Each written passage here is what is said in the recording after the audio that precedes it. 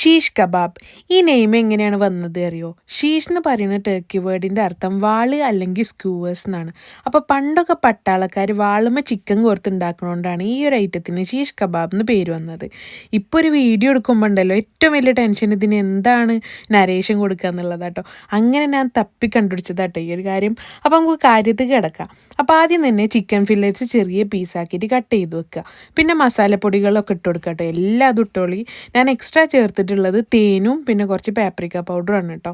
പിന്നെ ഇഞ്ചി വെളുത്തുള്ളി പേസ്റ്റ്, മല്ലിയില, മിൻറ്റ് ലീവ്സ്, വെളുത്തുള്ളി, കാഷ്യൂ, പിന്നെ ഉള്ളിയുടെ ഒരു പകുതി, ടൊമാറ്റോ കെച്ചപ്പ്, നാരങ്ങ നീര്, സോയാ സോസ്, പച്ചമുളക് ഇതൊക്കെ കൂടെ ചേർത്തിട്ടൊന്ന് അടിച്ചെടുക്കുക. കുറച്ച് തൈരും ചേർത്തിക്കൊണ്ട് ഒരു പേസ്റ്റ് ആക്കി എടുക്കുക. പിന്നെ നമ്മൾ ചിക്കൻ ഇതിലൊന്ന് മാരിനേറ്റ് ചെയ്തിട്ട് ഒരു അരമണിക്കൂറോ അല്ലെങ്കിൽ ഒരു മണിക്കൂറോ ഒക്കെ വെക്കുക കേട്ടോ.